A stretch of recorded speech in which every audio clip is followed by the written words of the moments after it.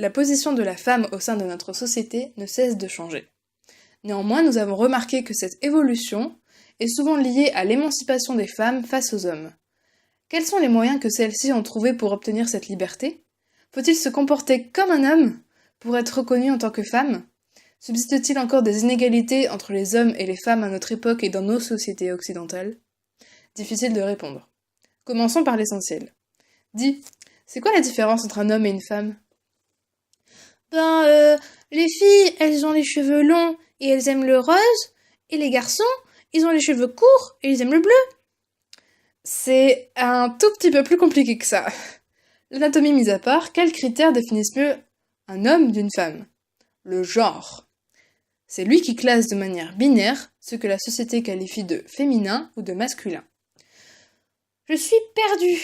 Éclaire-moi. C'est-à-dire que des valeurs, des couleurs, des caractéristiques différentes sont attribuées aux filles et aux garçons. Comme quoi? Eh bien, on dira que les hommes sont musclés, compétitifs, charismatiques, mais aussi turbulents, désordonnés, bricoleurs, voire même infidèles. Alors que les femmes seront présentées comme fragiles, douces, coquettes, belles, patientes, ou encore faibles, dépensières, superficielles et hystériques.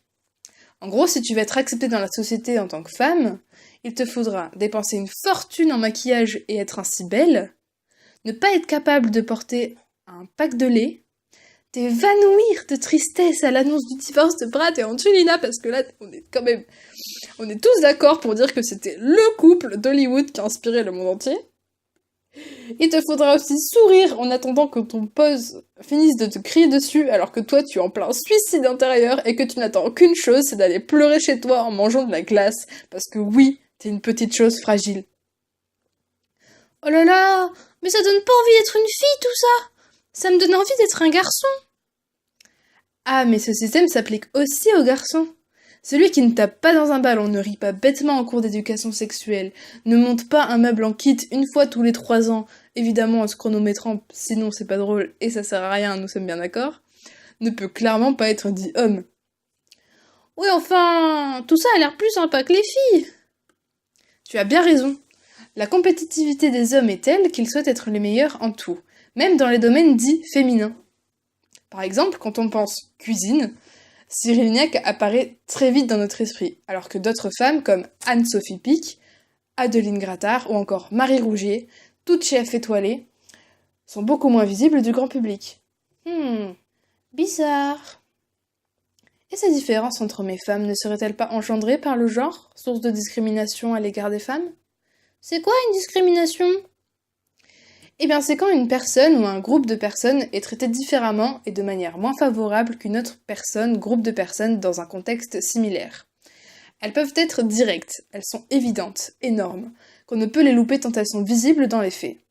Ou indirectes. Ces discriminations sont plus pernicieuses, car on ne les voit pas au premier abord, mais elles sont pourtant nombreuses, notamment au travail. À l'embauche, il est déjà arrivé qu'une femme se voit refuser un poste de par son sexe. De plus, la question du salaire est bien évidemment souvent posée. Une femme ayant le même niveau d'études, la même expérience professionnelle qu'un homme au sein d'une entreprise peut voir son salaire inférieur à celui-ci. Attention, hein, elles pourraient manifester pour leur augmentation, ces bonnes femmes. Même se dire glorieuses. Enfin, comme on n'attribue pas les mêmes tâches aux hommes et aux femmes, à cause de leurs caractéristiques définies par le genre, normal que les deux ne soient pas payés pareil. Non mais c'est des clichés. Les gens ne croient pas vraiment à ça. Eh bien apparemment, si. Différencier chaque individu serait trop compliqué, alors que de genre... Face à ce fossé créé, les femmes ont commencé à devenir hommes, pour tenter de réduire toutes ces inégalités. Ainsi naquit la masculinisation.